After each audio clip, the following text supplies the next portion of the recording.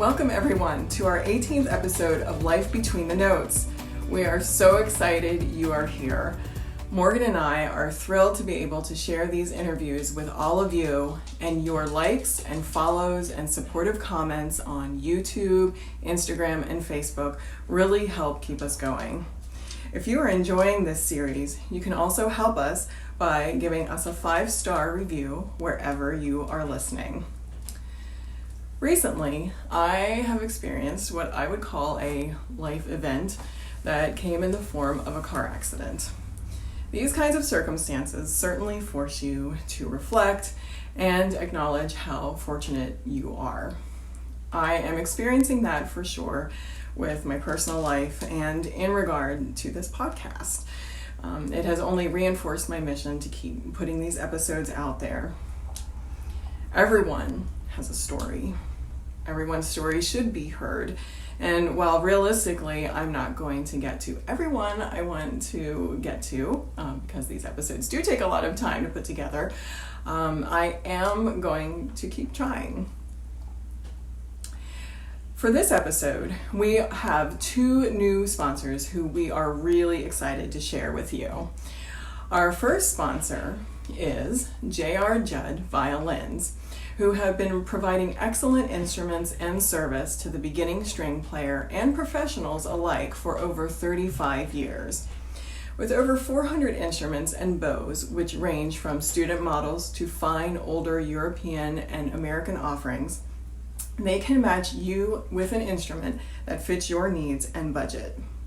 Whether sales, rentals, or restoration, they are happy to lend their combined 107 years experience to your particular needs. You can find more information at jrjuddviolins.com. We are also thrilled to have the Apollo Chamber Players sponsoring Nonie's episode. This Houston, Texas-based group is very special to this episode because it also features one of Nonie's sons, Matthew Detrick, on violin. Matthew is also the founder as well as the artistic and executive director of the group. The Apollo Chamber Players connects communities and cultures through globally inspired music. The ensemble's latest album release, Moonstrike, has been called deeply expressive and out of this world by Gramophone magazine. Moonstrike is a universal celebration of storytelling, space, and folksong realized through new works by Jennifer Higdon, Jared Impachachaha Tate, and Pierre Jalbert. Available now on streaming platforms and apollochamberplayers.org. Apollo recently presented a concert at Carnegie Hall, and on April 7th, they will make their debut at the Kennedy Center in Washington, D.C. at 7:30 p.m. Tickets for that concert can be found at kennedy-center.org. Next, you will hear an excerpt of Matthew Detrick's solo in Jennifer Higdon's In the Shadow of the Mountain. Please enjoy Nonie's Life Between the Notes.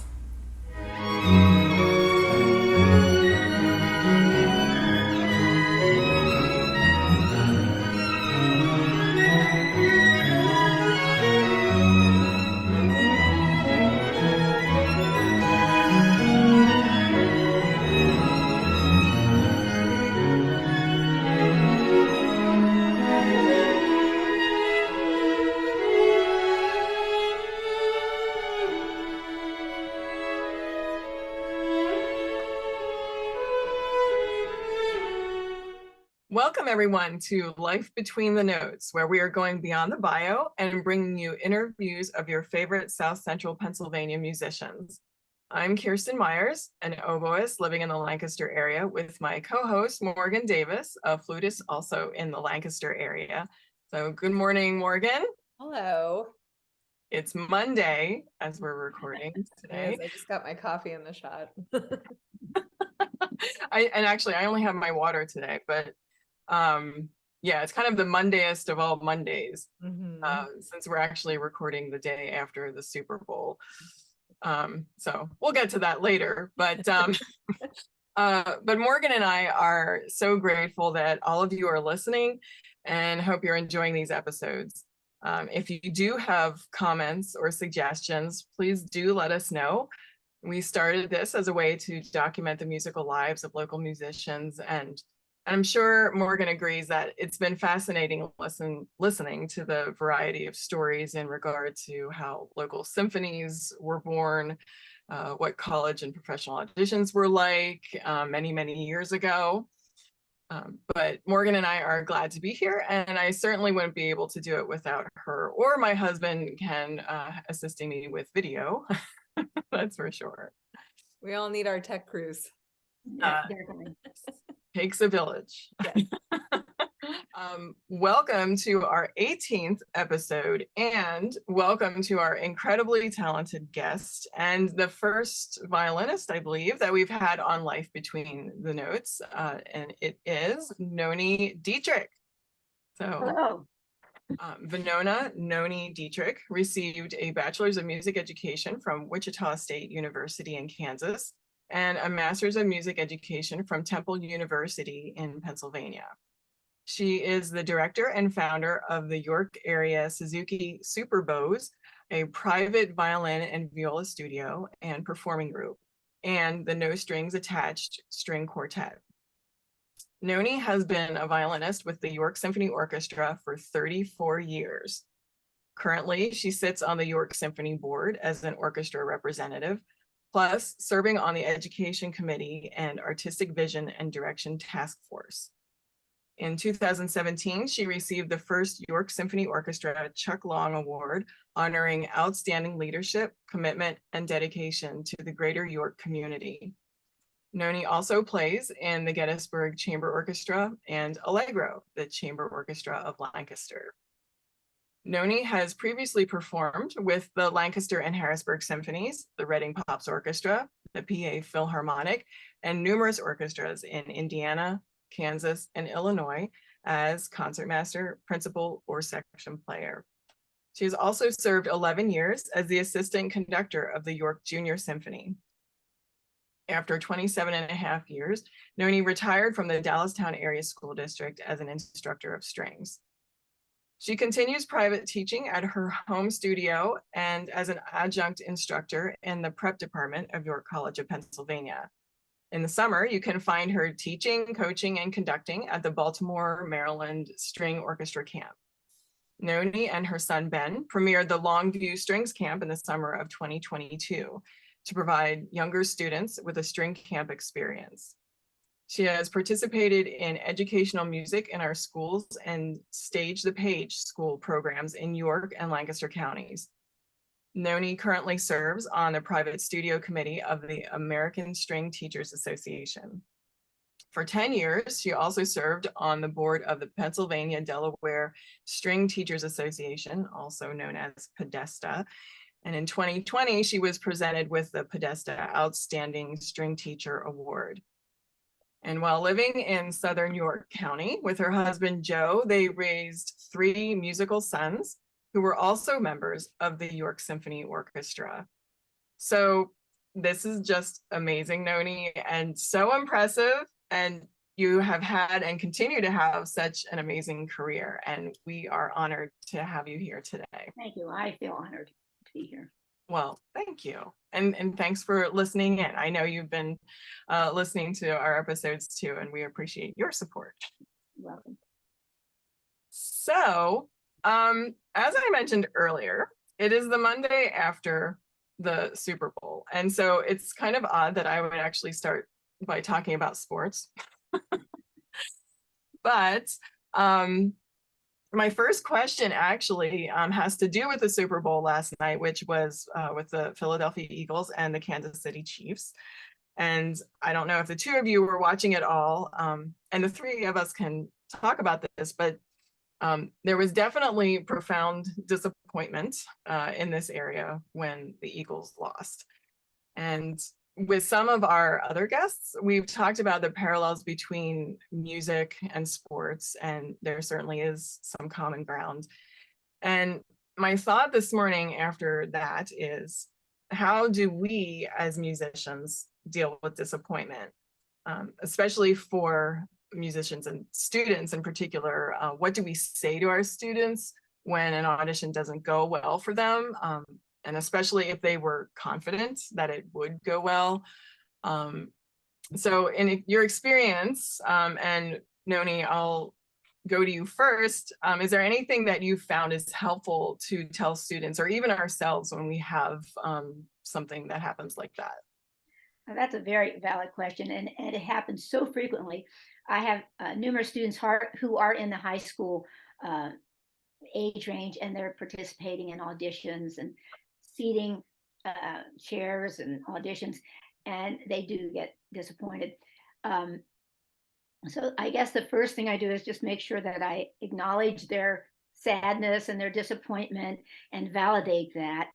Uh, I try not to let them start being negative with themselves, but just think positively and what we can do in the future to correct that. For example, when you went into your audition, how do you feel you did? And they start, oh, I was just awful. It was terrible. But try and get them, well, were you confident? What would have made the audition? What do you think would have made the audition go better? And try and have them articulate what might have happened or how they feel. It's really difficult when a child says, I thought I played great. I didn't make any mistakes. And I felt so good about it. And then they don't make it or they get a bad seat. Now that is really hard to deal with. But otherwise, I just, we try and, well, let's make a plan. How can we improve? And what can we do so that the next time, I always have them think positively for the next time. Don't let this be defeating or, that they don't want to audition again. So we focus on the positive. And one thing I always stress to them is that even before they go in, it's a win-win for you. You've practiced hard. The level of your literature is so much higher, and you've improved your technique, so much more. So it really is. It is a win-win. Maybe the final outcome isn't what you wanted, but let's move on from there. There's still so much to learn, and I try to get them to talk about what do you think you could have done better, and we talk about maybe preparation, were you as prepared as you could have been, and we go from there. And also I try and stress that this is one moment in your whole life, and you're a person and you like sports. A lot of my musicians are really fine athletes too, and fine, just fine students overall. And this is just one moment in your life, so you cannot base your self-worth or your worth as a musician on this audition. I remember, it is, my boys went through all these auditions, and they'd be so hurt and devastated. My oldest son, Matt, when he first came home from college at Rice University, he said, Mom, he said, I can't believe how much I stressed over all those auditions and seating and how upset I get. He said, it means nothing now. Where I'm at now, everybody is so good. Everyone's so supportive. It really, in the scheme of things, it really means nothing. And at this age, the younger students can't quite grasp that it's going to be better, it's going to be okay, and in the scheme of things, years from now. But I do mention that this is just, Yeah. a small setback, not a devastating blow. Yeah. Age definitely gives us perspective on all of that, for sure. Yeah, because when you're small and you don't have anything to compare it to, That's right. and you just know that it hurts. Well, and a lot of it is peer pressure. Their best friends or the colleague, their big competitor might have gotten in or done better than they. And if they start comparing themselves to someone else, I try and stop that and just say, let's focus on you and your strengths and where we're going to go from here. Yeah. Morgan, did you have anything to add? I mean, I just agree with everything that you said. And I think I always think about my own experiences as a student and what we just said about perspective and how you only have so much perspective at that age. That's your gauge for yourself or those auditions. And I remember the devastation when things, I knew I played well and things didn't work out. And then as you get older, you realize that, and this I think is the sports analogy part of it, someone doesn't win. So when there are two teams in a game, even if they are equal, someone will come out on top in that moment in time. And that's what I always try to focus on with my students is, that audition is one moment on your timeline. This is one thing that happened. And even if you played your best, somebody else might have had a better day that day. Doesn't take away from all the work you did. It doesn't take away from what you've learned, and the only way we keep learning is to keep trying.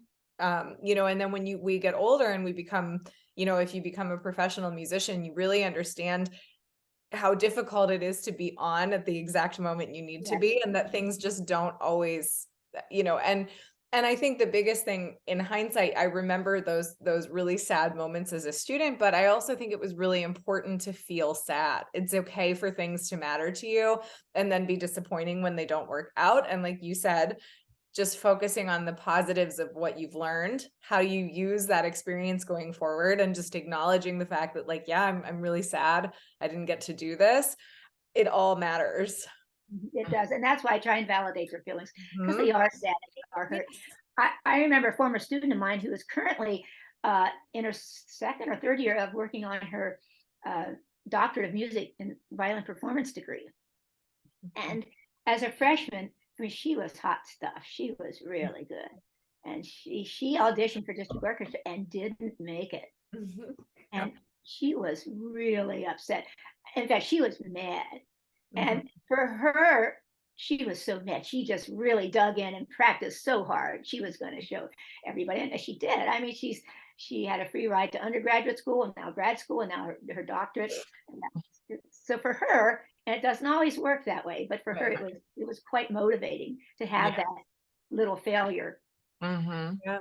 Well, and I had a similar experience of really, like, I had just sort of decided that this was going to be the thing I was going to do. And it was like, I just expected to do well in this audition, like I had been, and I didn't get in. And there were a variety of factors to that, but it was a very, like, I feel that was a pivotal experience for me, you know, to have that negative to build on later. That's right. Yeah. And the other unknown, well, you know, there's so many things that a student can't control in an audition. So you try and focus on things they can Yes. control. And also, I mean, in the audition process, maybe your judge just didn't like your interpretation of something. Yes. Exactly. Or they So wanted it's it. not you at all. And so I try and bring all that up. In preparation for auditions, particularly, for example, district auditions, I hold what's called a district boot camp. Like several days before, I have all my the students come and we gather around and we play the scales and their solo excerpts, and they're often very nervous about this. In fact, I've had the students say that this is probably more stressful than the actual audition. So that anyway, that's the whole point, to get some of the nerves and maybe some stress out. But that's part of the preparation. I try and prepare them for we also talk about getting a good night's sleep, of course, and good breakfast with proteins and carbs, and getting enough rest. Don't be rushed, and part of the game plan for the audition, you know, the preparation before is so important. And some advice from my son who teaches in Vienna, Austria: warm up carefully and slowly. Don't do anything fast, because the more chances of making a mistake, and then that'll be in your mind and in your fingers. So we go over all that. The other thing I've really noticed with my students too is, like, as we get better, and I have a crew of students right now who have been with me since they were very little, and now they're in high school and they're playing really well, and they're just really good students. And as they get better, they become more self-critical, which we do. Our ear gets better. We have higher expectations for ourselves. Our critiques of ourselves are stronger and more accurate. And so then they're really hard on themselves over their audition process, because they understand what they want and what they're capable of. And so I think some of it is priming them to balance, you know, the fact that they're able to do that now with the realities of taking the audition. That's very true. That's my studio too, primarily a Suzuki studio. In the beginning stages, I'm primarily Suzuki, but like most of us, we use a lot of other ideas. But when the kids are little, and I can speak specifically to my sons, they were fearless. They go out and perform and play, and it was nothing. They were barely thinking about it. And yet, as they got older, then it became, they got more self-conscious, and they started thinking more about what they're doing. How do I move my bow, how my fingers? And so, yes, they do. They get more self-critical and then more self-conscious. So it makes auditioning process more stressful. Yeah. Yeah. And I think too, like sometimes when that happens, when they have been successful in the past, like you were saying earlier, Noni, that, and then like, so say for instance with districts, you know, if they made it one year and Yeah, then oh, that's right. I do tell them, you know, look, just because it happened last year doesn't necessarily mean that it's also going to happen this year. And you can't assume these kinds of things either. So you still have to work, you know, you still have to keep it up. Getting back to what how we normally start our episodes. So Noni, you've lived in a few different locations. Were you raised in Pennsylvania? My father's a minister, and so although he could choose where he wanted to go, unlike some denominations where you're placed, uh, I I was born when he was a pastor in Westminster, Maryland. I was born at Johns Hopkins Hospital and was there for the first 4 years of my life. And then he moved to another position in Harrisburg, Pennsylvania. So that's where I began my elementary school at Lincoln Elementary in Harrisburg. And it was there then I had a best friend. Her name was Melody, of all things. And she came from a musical family and already at age 5 played the piano beautifully. Mhm. I wanted to play the piano like my friend Melody, and took lessons from Mrs. Beislein, who was my friend's teacher also.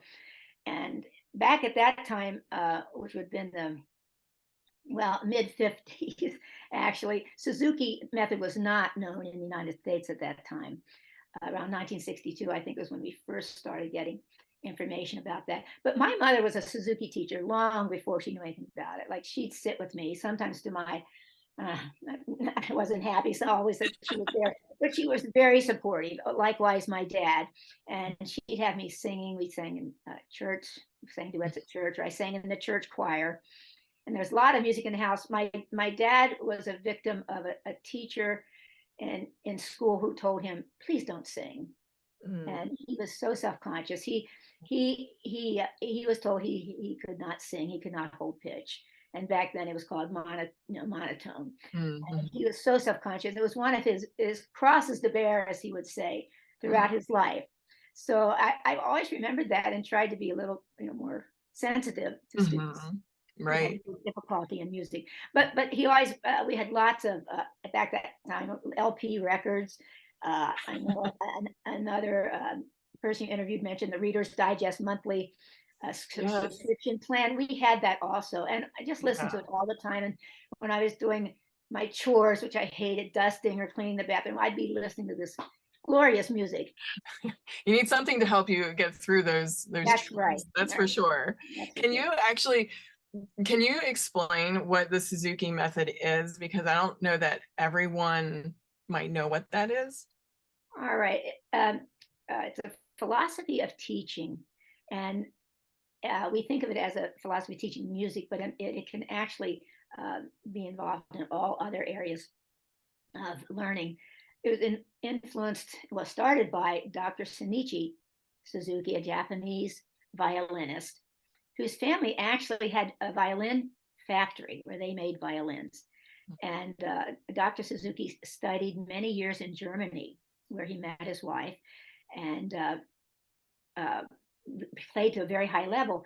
And I'm not quite sure of the total timeline, but when he returned back to Japan, it was after the war, and the country was devastated, and in places leveled, as we know. And he'd see these children wandering around aimlessly, some of them just orphans and without any hope and joy in their life. And he also noticed that how very young children learn to speak Japanese, which is a very hard language, and just by listening as growing up in their homes, they could. He called it the mother tongue method because he saw that children could learn to speak their language. It just became part of them. Well, anyway, he convinced his family's violin factory to build little fractional size violins. And he started teaching children based on the mother tongue method, which translates into a lot of listening. And the children learn to play by listening. And then later, when they're comfortable with the instrument, notation is introduced. It also highly involves a parent.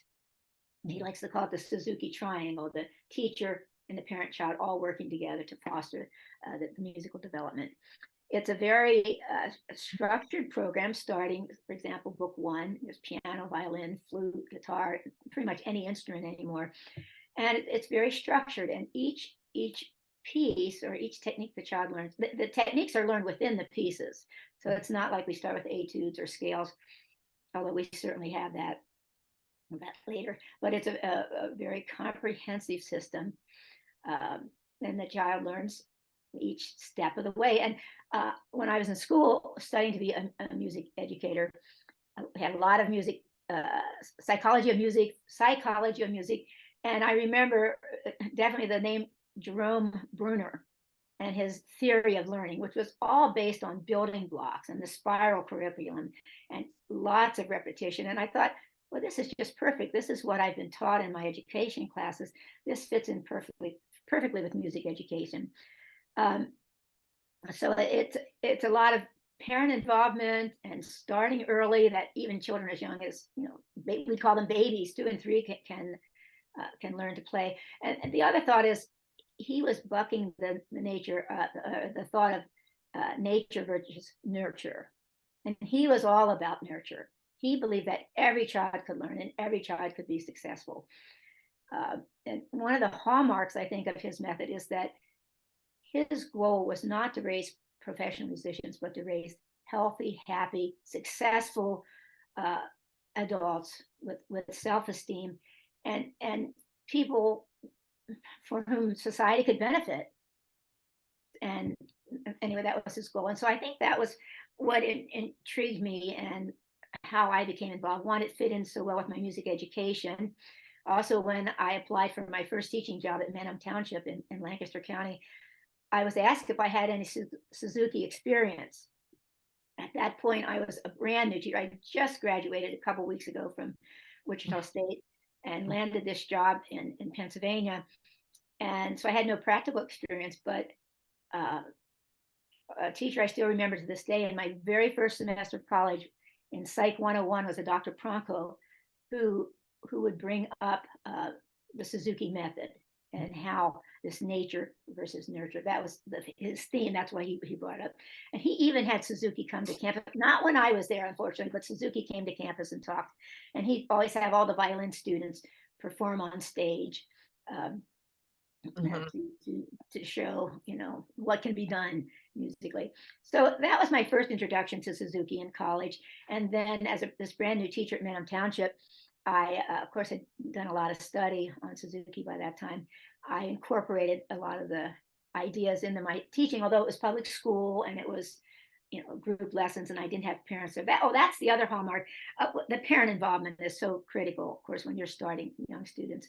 So parents are part of my studio. They come and listen and take notes and are part of the practicing at home for their children. Now, did you say your mom, did she started you with piano, correct? She started with piano. She played piano quite well.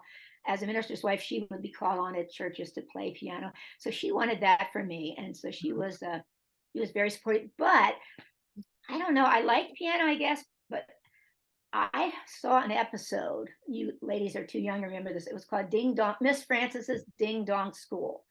And I think I highlighted that in my bio, that honestly, that was a pivotal moment.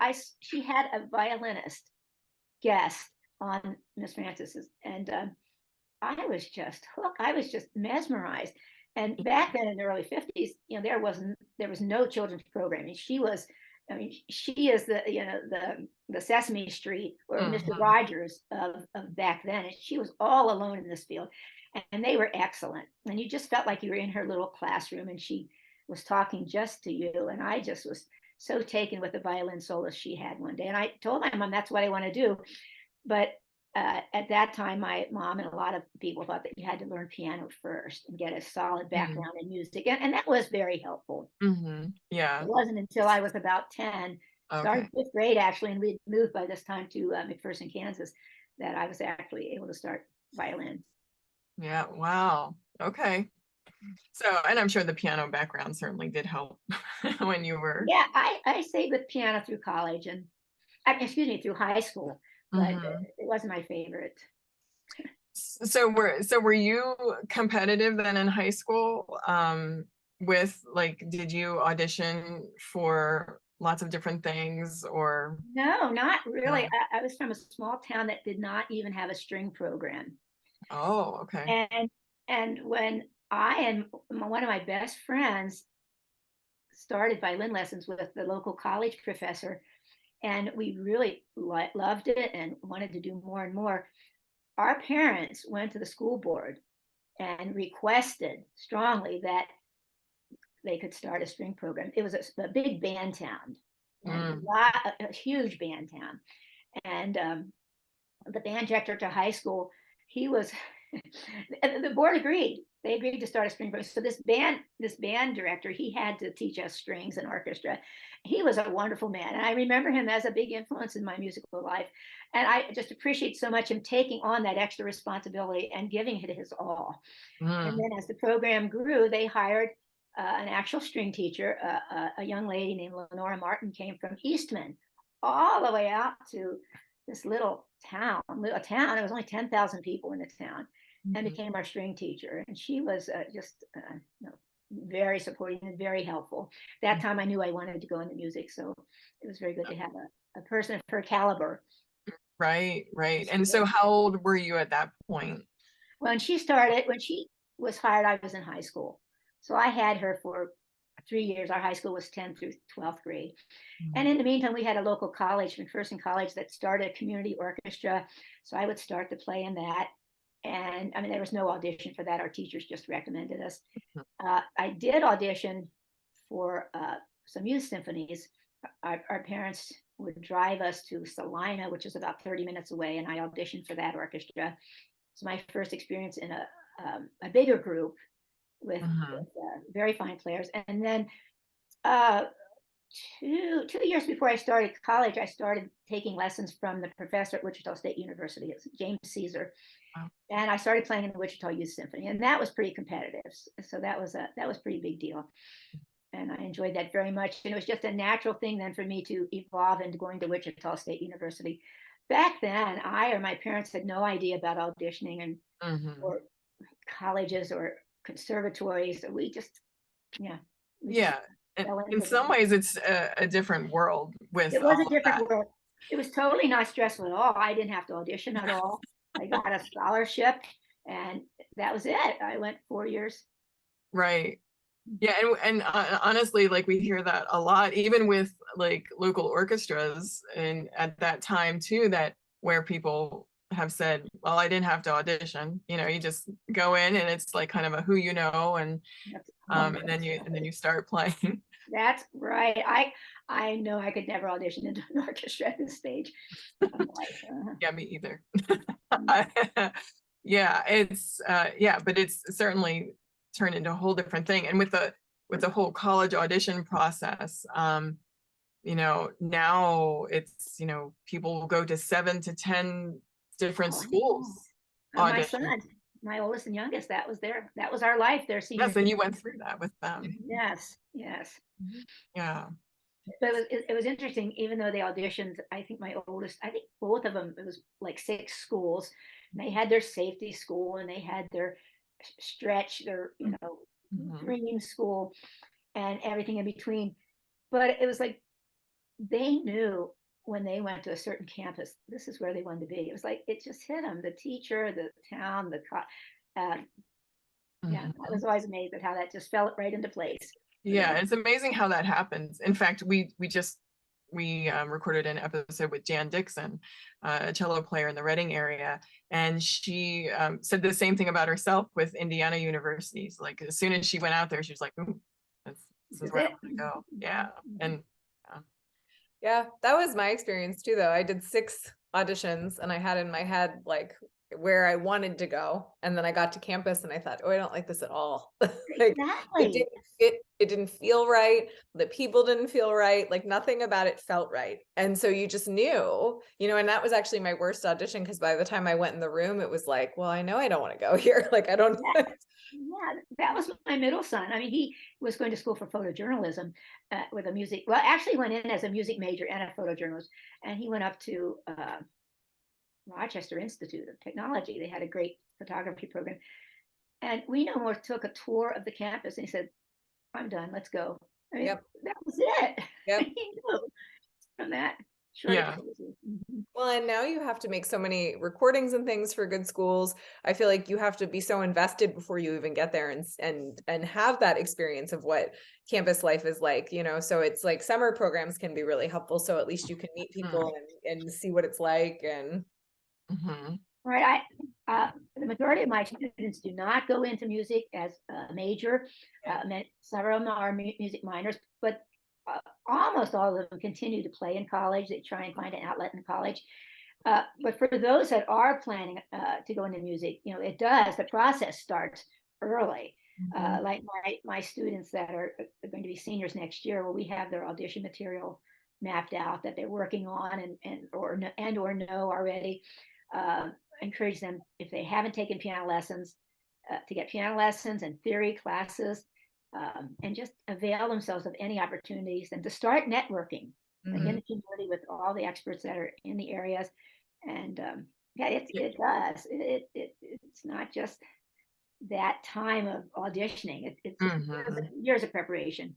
Yeah, for sure. And doing that too can certainly make your first year of college a bit easier.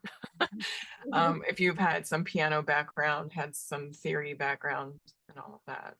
So you were at Wichita State and you got your bachelor's in music education there. And did you go directly to Temple after that?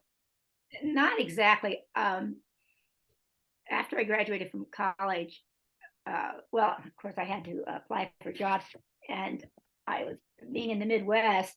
There were opportunities like St. Louis. I had a job, some applications in St. Louis and Arkansas, and also in Kansas. Well, my parents at the time were back in Pennsylvania, and my mother really was hoping I'd come back east. And on her own, she checked with the Department of Education and found that and checked to see if there were any openings for a string teacher in the South Central Pennsylvania area. And she was given a whole list of places. And Manheim Township in Nessville actually had an opening for a second semester of that year of 1974. And I had just graduated at December of 1973. So it was just perfect. And I took that interview and again was asked about my Suzuki experience, and I got the job. So that and it was a great place to be. And how long were you there? I was there only 4 years before I met my husband, and then moved with him to Indiana.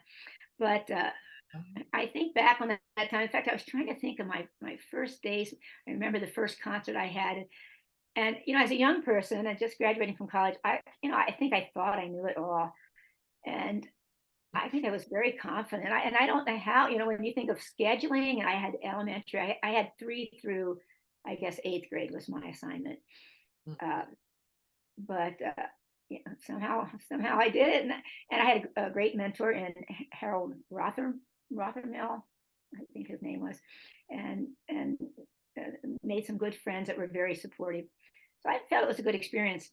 I was at, I think I was at Venona Township. Even during my first year, I applied for my master's degree at Temple University. And that's one thing I also tell students who are going into music ed, you know, if you can get a job right out of college, do it, because school districts do pay a lot of a master's program. And so that's what I did. I got my master's while I was teaching at Venona Township, and I completed 4 years, so I was able to get my permanent certification for Pennsylvania, which came in handy years later when I finally moved back to Pennsylvania. Yeah, and that's a lot of work to have a full-time job and then be getting your master's. Well, I was single, and I had the time. It was a very positive experience. Temple had a wonderful program for people like me, professionals who were teaching. They had institutes, like all-day Saturday workshops, like once a month. They had summer programs, and they were just wonderful. I met lifelong friends through that program. I I think you had to have one residency. So one summer I actually lived in Philadelphia. I rented a house, and a house sat actually in Germantown. And that was just a really fun time. Yeah. Cool. And so, so where did you meet your husband then? Well, during that time, I was very involved in the church. My father was a Church of the Brethren minister, and we had these annual conferences every year at some location around the country. In the summer of 1977, the conference was in Richmond, Virginia. We each had a mutual friend and a person that we highly respected, who said to each of us on the slide, I know this person. I think you ought to get to know. And they're going to be at this conference at Richmond. And at the time, I wasn't planning to go because I was playing at a dinner theater in Lancaster someplace, and it sort of overlapped. But then, I respected this person, and my parents were going. So I made the effort. I went down to this conference. We literally met on a street corner after I got off the train. Oh, yeah. And I was with my parents, and my dad said, "Oh, by the way, Nonie, this is Joe Detrick." And we talked. And another part of that story before that, my husband to be had interviewed with my dad for a position as an executive in the office where my dad had been working. So I had read his resume. I knew all about him before I met him. So when he said, "This is Joe D," oh, this is Joe D. So we already had that connection, and he was in charge of a coffee house. So he said, "Well, hey, why don't you come to the coffee house some night, and we'll play. We'll make some music together." So I did that, and we ended up. He was a country fiddler. I mean, a country musician. Loved folk music. So what do I know? What do I know? So we came up with Devil's Dream fiddle tune. So we played that at the coffee house, and the rest is history. We were married 6 months later. Oh, wow. 6 months. And as my husband likes to say, we started dating after that. He was in Indiana, and I was in Pennsylvania. But we jokingly say the devil made us do it, Right. Oh my gosh. Wow, 6 months. So then you had then moved to Indiana soon after. Yes, I moved to Indiana with him, and then again, that was in the middle of the year. I think we were married on Christmas Eve, 1977, and then moved right out to Logansport, Indiana. Okay. And where I soon after was hired to teach general music at an elementary school, and it was called Galveston, Indiana, not Galveston, but Galveston. So, and I must admit, a lot of my teaching career, a lot of my 27 and a half years was general music, which I enjoyed somewhat. I mean, I preferred string teaching, but again, thinking of the Suzuki philosophy that every child can learn, and this might be the only exposure that children get to music is what I can provide for them or give to them. I found that satisfying. Yeah, and it's the responsibility, right? Yes. Yeah. So, and how long were you in Indiana? We were in Indiana 6 years. 6 years. Okay. Our 2 older boys were born while we were in Indiana. Oh, okay. And so were you working at that time?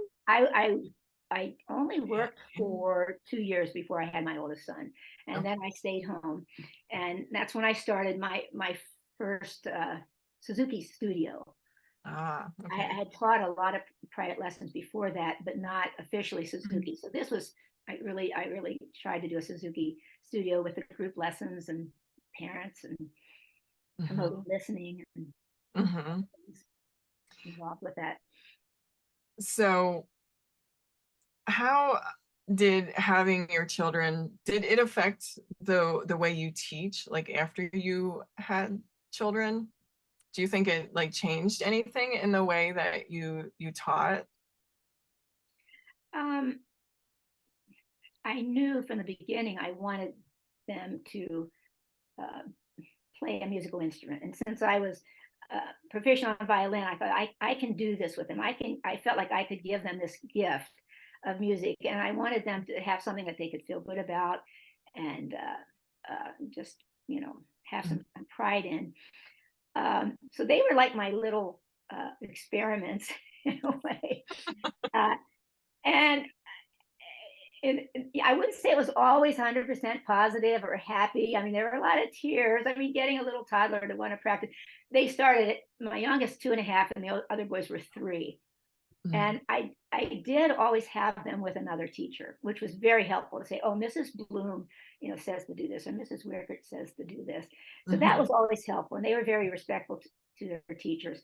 But I really learned from my boys what worked and what didn't work. And each of the boys were so different. I had to be so creative in coming up ways to just get them to practice or to motivate them. And we had their little tricks, from fruit roll-ups to watching 30 minutes of Superman cartoon, or just reading a chapter in a book. Each child had their favorite thing that they would do.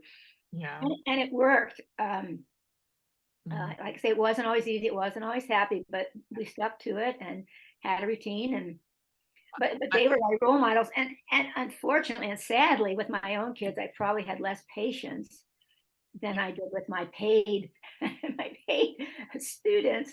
I could have all the patience in the world with them, and yet I only have so much time. Matt, you got to sit down now. We got to practice. So yeah, I think that happens, I think, with every parent who is teaching their own child. That's certainly what I've found, that, yeah, my patience is certainly smaller with my own children. And I tried with piano with my older 2, and that it did not last long. So I knew by the time the 3rd one came along, okay, you're going somewhere else, because yeah, mine always had us somewhere else that they went. And that, again, that was really very helpful. I'm reminded of what you just said. My husband's mother was a piano teacher, a very fine pianist. And she tried to get she had 3 sons also. She tried to get them to take piano, and none of them wanted to do it. So she'd bribe my husband. She'd pay him a dime for every lesson. And he said that lasted like 2 weeks. He just didn't want anything to do with it. But then on his own, he picked up the guitar and is a very, very fine folk musician. And I compare him, and he says he doesn't read music. He sings in the New York Symphony Chorus. And I say, well, how do you do it? And he goes, well, he sees this note, and he can hear the interval. I mean, that's what it's all about. Here I am, undergraduate and graduate reading music. I can't do that as well as he does. He can play anything by ear. Someone will say, oh, do you know this song? And they sing a few sing a few bars. Oh, too high, oh, too low. And he can just do it. So I feel my sons inherited his fine ear.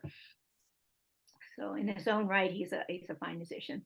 And then we incorporated that into our family programs. His folk music side, his coach music side, to the first class side, the classical side, where we'd have this little family band. And when they were little and cute, we were really popular. I mean, people just love seeing these little kids playing. Oh yeah. Everything from Twinkle to the Bach Double to concertos to hymns and other folk songs. Where would you play? Oh, like church, lots of churches, civic groups. We did a lot of York Symphony music halls or fundraisers for the symphony back then. Yeah. Oh. And again, they enjoyed it. I mean, we might be fussing at them right before we go on stage. Now, smile, eyebrows up. They go out and be beaming, and just minutes before we might have had some stern words. But they look back on that, I think, mostly positively. In fact, our oldest son, Matthew, who has the group, the Apollo Chamber Players, he says he was inspired by our early family group band, because we merged folk music with classical music, and that's what his Apollo Chamber music is all about. So, I mean, it's sort of gratifying as a parent to have him recognize that, and to thank us as parents that we gave him that opportunity. So absolutely.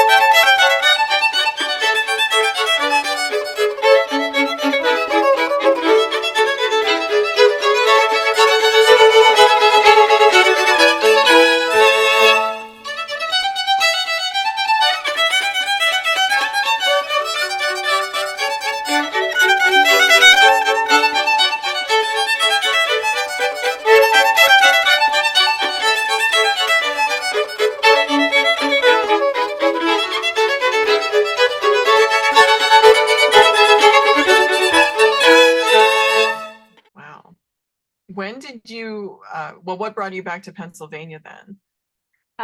After 5 years in the Chicago area, it was Elgin, Illinois. My husband had always said that we'd move back closer to my family. His family was sort of in the Midwest, his parents. And so after 5 years, he was offered a pastorate at the Cador's Church of the Brethren in Southern York County. And so we moved back, and then my parents were about an hour away.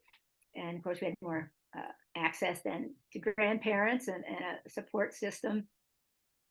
And he was there at the church 10 years, and then did some administrative church work in the area also. So our children, we were able to, once they started school here, our youngest was at preschool, they all graduated from Dallastown High School. We had sort of made that commitment that we would stay long enough. Yeah. Place. Right. Well, how soon after you moved back to Pennsylvania then did you start working at Dallastown?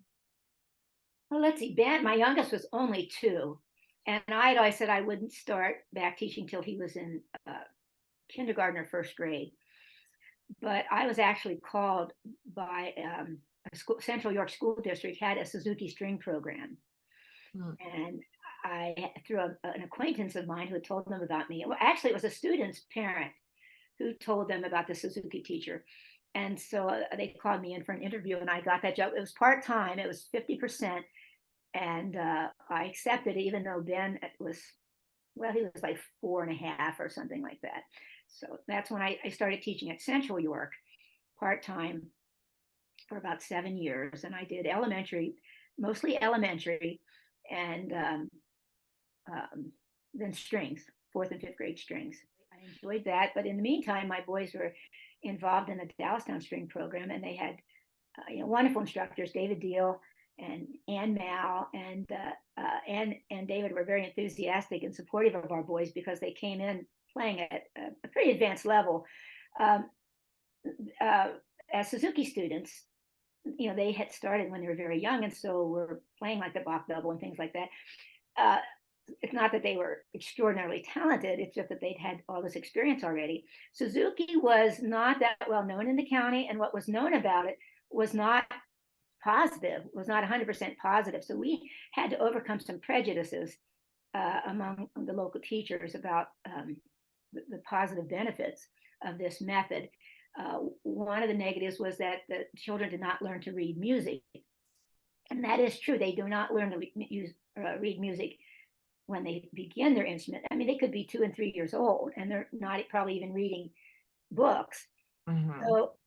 So they'd seen programs or students that weren't reading music by the time they were in 4th, 5th, 6th grade. And then that's a misuse of the system. That's not the way it was meant to be. So gradually, as I started teaching students and my boys became known, some of the positives of the Suzuki method became known, and people accepted it more. So did you use that method in the public school? Yes, at Colleen Elias was a string teacher at Central York, and she had a Suzuki program. Parents were invited in, but it was not a requirement. Of course, in the public school, it was not a requirement. But we used the Suzuki books, and I must admit, it was hard without the parental support. But we were committed to it, and in addition, like I do now, also is in addition to the Suzuki literature, we would have a method book, like essential elements at some point, and we would use that as a supplementary method. And we could obviously could not wait. If students started in 3rd grade, they needed to be playing in ensembles by 4th grade, so we could not delay note reading for as long as was beneficial for the little Suzuki children. So in that way, we got the kids reading and able to play in little ensembles. Was it the same then when you were at Dallastown? Oh yeah, no, that was different. Right, that was the point. While I was teaching in Central, and my boys were enmeshed in Dallastown, and I got to know David Diehl and Mal very well, and they knew they needed help in the district. Their string program was so strong and so large, and they sort of hired me away from Central. So for 2 years, I was I ended up 70% at Central and 30% at Dallastown. Oh. And I would alternate days and schedules. And then finally, they offered me a full-time position at Dallastown. And I left Central. I had a good experience at Central, but I was thrilled to be in my son's district and to work with David and Ann, very, very fine musicians and hardworking teachers. And so that's how that happened. But no, that was not a Suzuki program. It was a well-established traditional program. And Ann and I shared the elementary schools, the 5 elementary schools, and then I helped her at the middle school with the middle school orchestras. Finally, my last 3 years, most of my teaching there was general music. Again, I thought I was being hired for strings, and they said, oh, by the way, we're going to need some help in 7th grade general music. So most of my career at Dallastown was mostly general music, 7th graders. Oh, even better. I had done a lot of elementary teaching, general music, and I really had not a lot to go on in terms of curriculum, and I just knew I had to keep their hands busy. Started an African drum program and guitar, and that, I think that worked out pretty well. Yeah, that's a definite shift. Finally, my last 3 years of teaching before retirement, I became a string teacher at the brand new Dallastown Area Intermediate School. I finally was doing what I felt I was. Right. You got 3 years in. Yeah. Oh, so you mentioned David and Ann. I mean, they obviously had a positive impact on you. And in what way? Well, and our family, they were so supportive of our boys, and David just gave our boys so many opportunities to perform, concertos and to have positive experiences. But he was also a cellist in the York Symphony Orchestra.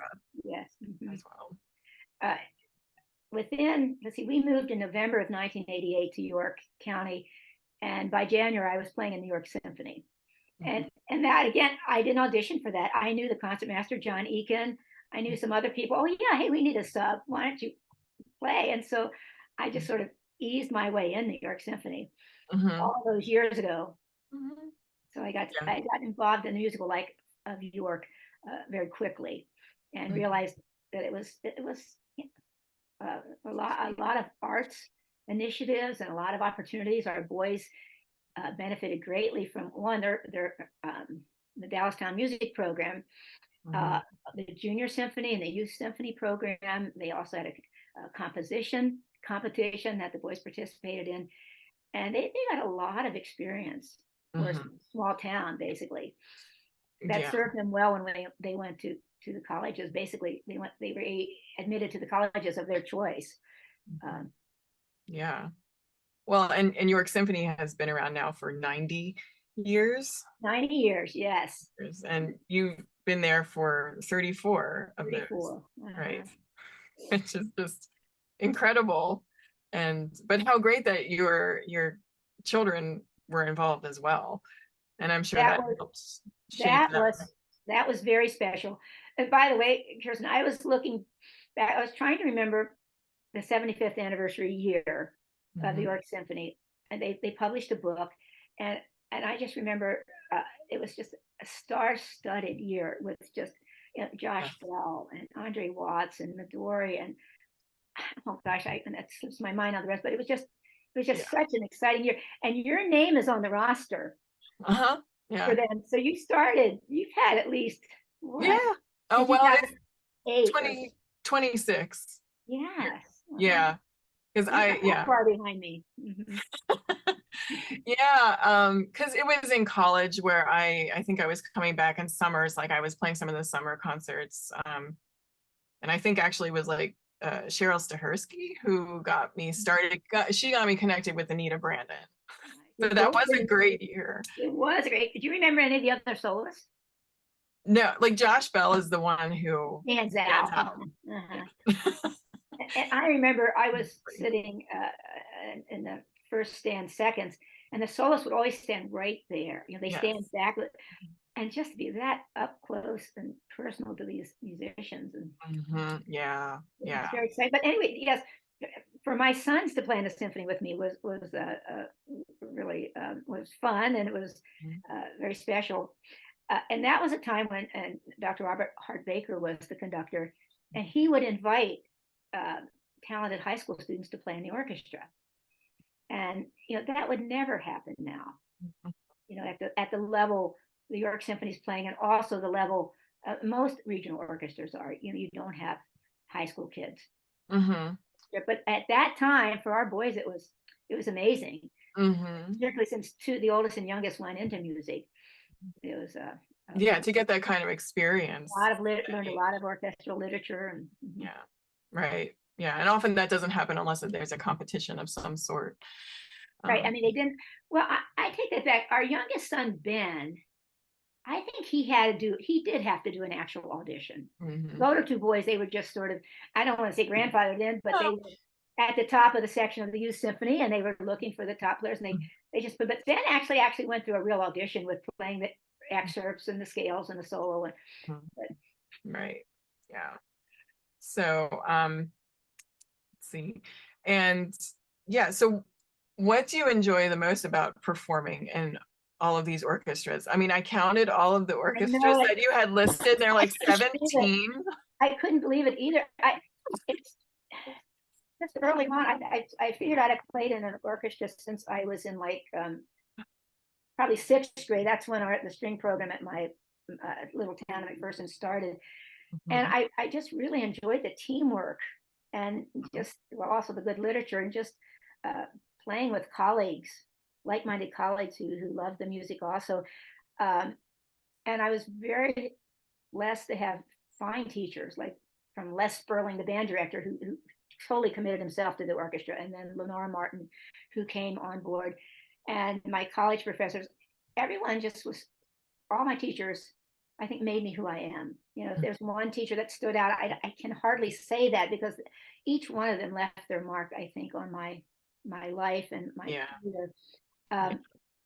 But I realized I really loved playing orchestras, and I did not have the nerves or I don't know what it takes to be a soloist. Mm-hmm. I did a lot of solos in churches and weddings and funerals and things, but I knew that wasn't my calling, and I enjoyed chamber music and playing an orchestra. Yes. That's why wherever I was, at whatever stage of my life, I sought out an orchestra in which to play. And when the boys were little, it was very hard. My husband's job was demanding. He was away a lot for evening meetings. But I said, if I want to maintain playing in New York. I had given up Lancaster and Harrisburg, but I wanted to stick with York Symphony. I thought, they're going to be gone soon enough. They're going to grow up and be gone. And what will I have? I wanted to maintain some skills that I could have after just a stay-at-home mom or something. Well, yes, I would say you've maintained your skills. I mean, I like the last York Symphony concert that we had was all the Bach, the orchestral suites, etc. Yes. And I mean, you are playing at such a high level. The symphony itself has, I would say, leveled up. Yes. And you were in an ensemble of like 13 people, and the strings were incredible, and it took an immense amount of stamina to get through that concert. That was a demanding concert. Yes. And I must admit, I was really nervous and stressed about it because it was like there were 4 first and 4 seconds and 3 violas, and so we all had to be at 100% of our game. We just all had to be right there. There was no room for error, mistakes, and it was one piece after another in the same style. The Telemann and Bach, and that's you don't think of that as being so technically difficult, but it is. But it is. It's so difficult. So how do you maintain your focus through a program like that?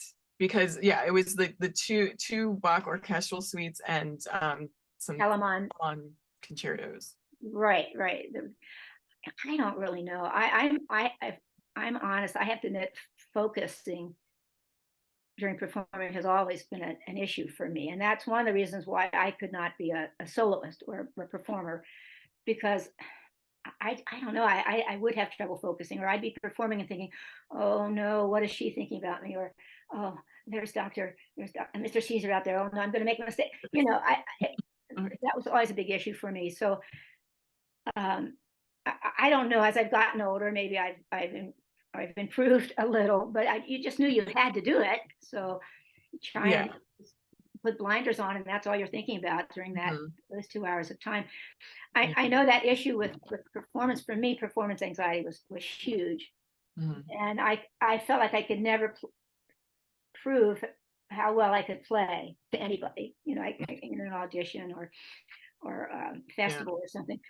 So I was hoping to change that with like my boys or my students.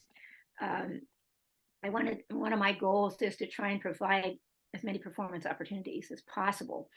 When I began my studio after we moved to, we live in Loganville, which is outside of York.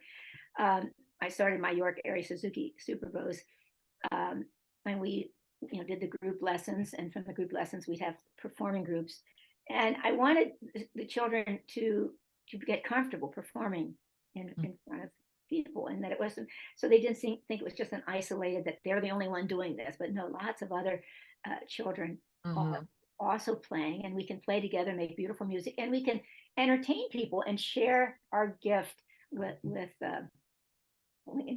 other people. So we played a lot of nursing homes, and that was one of my goals, not only for my private students, but for my own sons, to feel comfortable performing. And it's important too to know that you're not, to know that you're not alone, and that and other people, like, and other students, have these kinds of issues, and that they're doing the same thing that you are. So that's great that you can help, build that kind of little community with your own students. Well, and a lot of the students, they're much more comfortable playing in a group like that than by themselves, of course. So it's a good introduction to when they will have to step forward and audition. Play a solo. So that when we're thinking of goals, what are some of my goals, and that would be to just instill a love of music in children, and maybe nurture future musicians, or even more importantly, nurture future audiences. We do need our audiences. I mean, most of my students do not go into professional music, but if they have an appreciation of it, they'll be attending our concerts, and and hopefully keep the arts alive by supporting the local organizations, and just be active and proactive in that. Yeah, absolutely. Gosh, we're like almost out of time here. I can't believe this.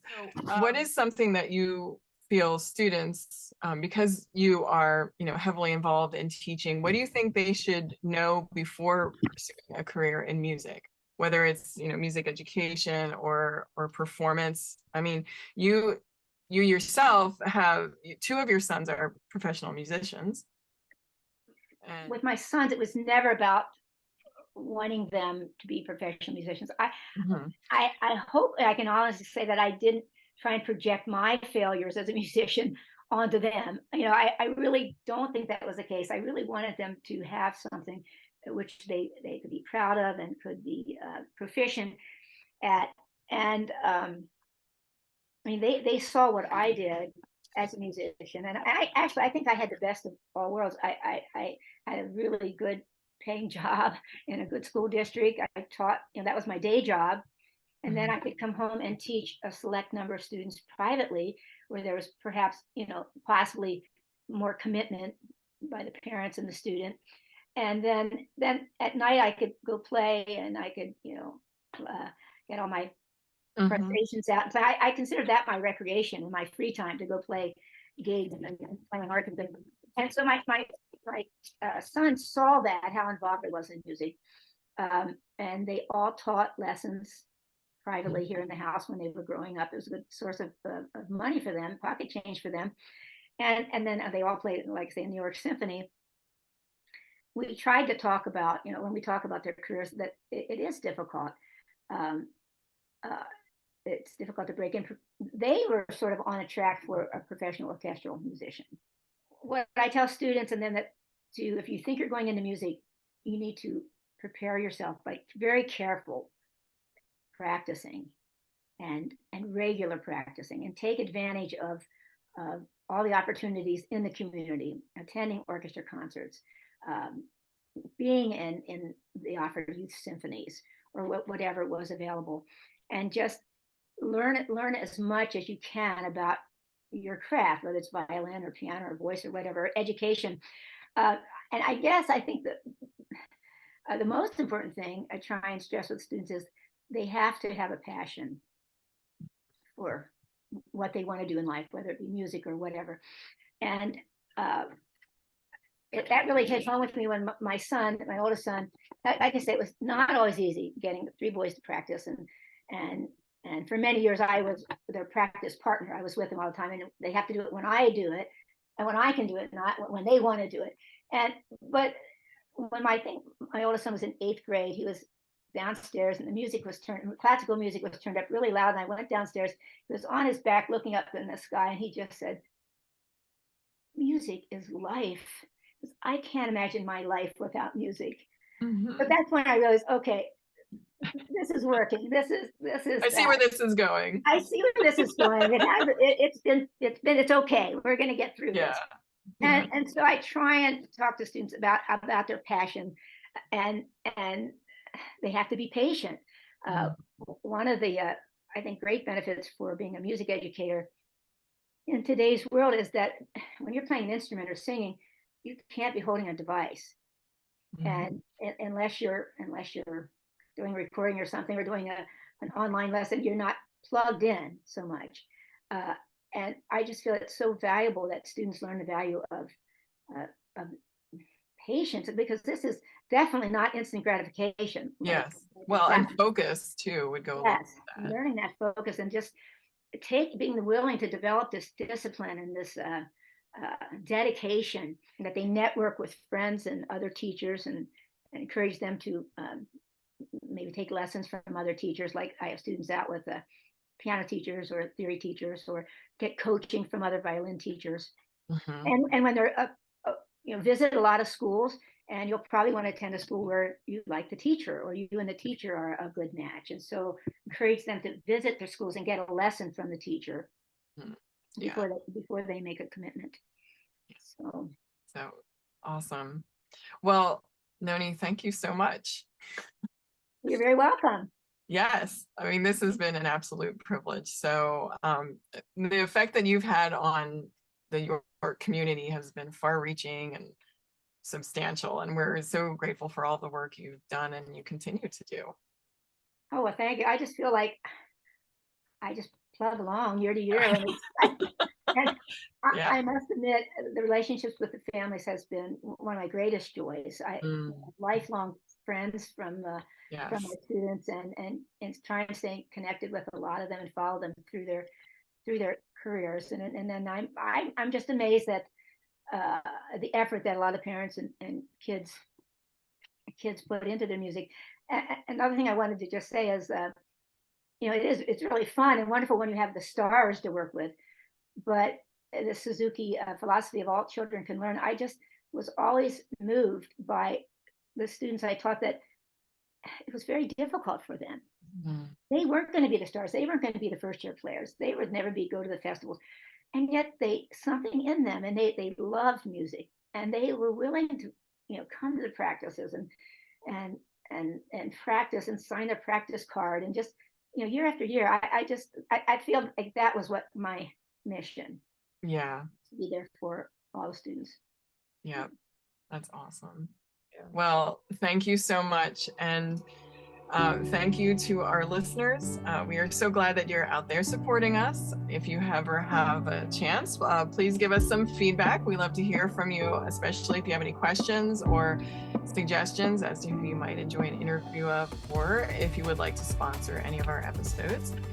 We have lots of musicians, students of musicians, and families of musicians listening in. So please contact us at lifebetweenthenotes@gmail.com. You can also find us on Facebook, Instagram, and video versions can be found on our Life Between the Notes YouTube channel. So follow us at all of these places and wherever you listen to your favorite podcasts. And with that, have a great day. And thank you, Morgan and Nonie. You're welcome. Thank you. We can do our Zoom wave. It's like the Muppet Show. Everybody in their box.